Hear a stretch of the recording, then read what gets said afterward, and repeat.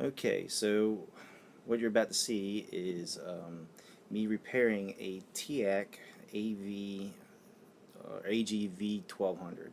Oh, there it is in the background. And my friend George gave me this just as a gift. It didn't work, and he was hoping I could get it fixed up.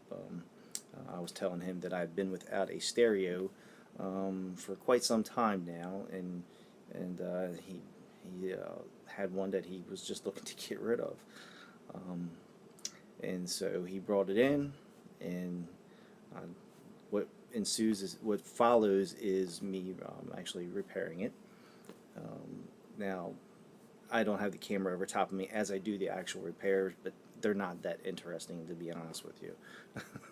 But what it came down to is this voltage regulator, which I have to give a shout out to DigiKey, which I absolutely love. If you use if you use Mauser or any other ones, DigiKey's techs, anytime I ever call them, talk to them on the phone, or via IM, instant message, and I have a problem finding either the data sheet on something, or I'm not sure about the equivalency on a data sheet. And I hit them up. They are really good about finding it, looking at the values, what they have in stock, sorting it down, and weeding it out to, sometimes in this case, this was just, there was only one voltage regulator they had that remotely came close to the voltage regulator that this old unit called for. And it worked phenomenally, I have to say. It's a little bit louder and a lot more sensitive than the original one, I suppose, because I turned that sucker up to probably about 3 or 4, and all of a sudden that volume gets really loud, and you can't turn it all the way up. It'll blow the speakers. So, but and that's is because it's just it's pulling way too much wattage and voltage from this sucker. So I just got to keep an eye on it. And then the PNP switch as well, as I went over in the video, that was definitely bad. All the resistors that I thought were looking bad actually tested out fine. And all the ESR values on all of the capacitors, I went through the entire board. Every one of them looked beautiful for something that aged and something that was heating up to the way it was. I was very, very delighted because I mean, some of those capacitors, especially the thousand picofarads, those big suckers, they're expensive. Sometimes 40, 50, even $80 for some of them. So I'm very well pleased. And without any further ado, this is the compilation of me putting it together or me taking it apart, and then finally the last video clip is of it hooked up and in my living room, playing a record. So enjoy. Alrighty. So what do we have on the bench today? This is actually for me, given to me by my good buddy George. And this is a Teak receiver, or TIAC, and it depends on who you talk to. Real nice. I think it's from the 90s. Somewhere around there, 90s, maybe late 80s. Solid state. But down here, I'm going to try to show you this MOSFET down here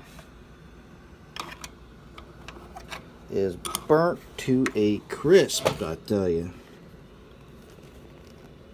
If we were on The Walking Dead, it got the iron to the face. Right there. I can't show you, God, my days, but it is just corroded out. Of course, caps are going to have to replace this one. There's at least 2 other leaking caps in the back, and I'm probably going to have to replace the biggies, the 1000 farad, picofarads, and the 2200s. So, it's going to be fun trying to get into this, because it looks like the whole front end's got to come off of here to come out in order to get to this heat sink, which is a monster. So that's got to come out, and then I think I can drop the board down or from underneath, because it looks like this drops down and that board drops out. A lot of fun. I ain't got time to work on it today. or even this week. I might get to it in a month or two. Moment of truth here. Get ready to pull the board out. So this is the rear of the receiver, and this is the front. It had to be taken down, so this plate mounts on here. This comes off, and this is where that control panel sits. So set that there, and then this, and it's already dropped out a bit, should just slide on out.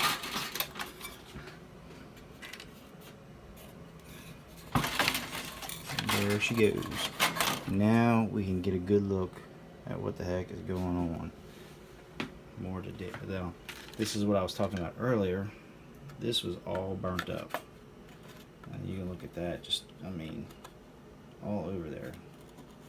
You know, I'm gonna pull it out and get some close-up pictures of it so that you can see. But the prongs or the feet coming out of that MOSFET there are just totally burnt off. So we got some serious voltage or heat or inefficiencies there.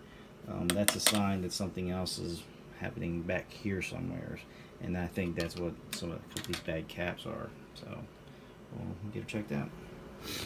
Okay, so in YouTube world, this is only a split second, but this is actually a week later. I had to go ahead and order the voltage regulator on this, and upon further inspection, I see that I went ahead and ordered the new NPN switch. Actually, I think it's PNP. But when I get it out and I look upon further inspection, right here we got a nice little resistor that's getting burnt up here. So there's other damage on this board. So like I said earlier, this is symptomatic of something else, a problem much further along, and I think there's one of the problems. So we're gonna, after I get this up and running, and we'll see if we get some sound out of it finally. I'm gonna be replacing the voltage regulator here, this PNP switch, and I'll go ahead and swap out that resistor up there, and we'll see what that brings us, and we'll do the smoke test and see what fails. So that's where we are right now.